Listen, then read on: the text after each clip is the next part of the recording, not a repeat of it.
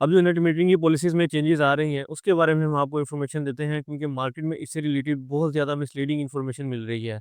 और इस वीडियो का मकसद आपको ऑथेंटिक इन्फॉर्मेशन प्रोवाइड करना है। नेपला ने प्रोज्यूमर रेगुलेशंस 2025 का ड्राफ्ट जारी कर दिया है, जो रूफटॉप सोलर सिस्टम्स के रूल्स को काफ़ी हद तक चेंज कर देता है। सबसे पहले समझते हैं प्रोज्यूमर होता कौन है। प्रोज्यूमर वो होता है जो खुद बिजली बनाता है और एक्स्ट्रा बिजली बाद में ग्रिड को वापस कर देता है। अब आप अपना सोलर सेक्शन लोड से ज़्यादा साइज़ का नहीं लगा सकते, यानी ओवर साइजिंग अलाउ नहीं होगी।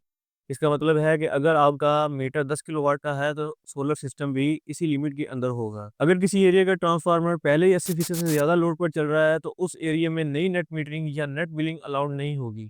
ये रूल इसलिए रखा गया है ताकि ग्रिड को ओवरलोड से बचाया जा सके। हर सोलर प्रोज्यूमर के लिए नेपरा से अप्रूवल लेना ज़रूरी होगी और इसकी फ़ीस होगी ₹1000 पर किलोवाट। मिसाल के तौर पर 10 किलोवाट सिस्टम के लिए ₹10,000 फीस होगी। पहले एग्रीमेंट 7 साल का होता था, लेकिन अब जो नया एग्रीमेंट है वो सिर्फ 5 साल के लिए होगा। अब सबसे इम्पोर्टेंट पॉइंट ये है कि नए सिस्टम में नेट मीटरिंग का कंसेप्ट खत्म किया जा रहा है और इसकी जगह आ रही है नेट बिलिंग।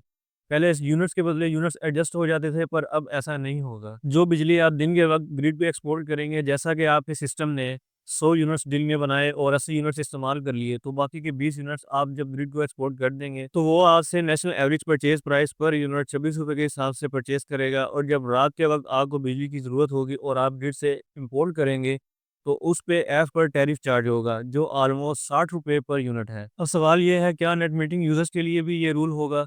न्यू एग्रीमेंट 2025 के बाद से एक्सपोर्ट का rate national average purchase price होगा, लेकिन पुराने यूज़र्स के लिए जब तक उनका करंट एग्रीमेंट वैलिड है, तो पुराना सिस्टम ही चलेगा।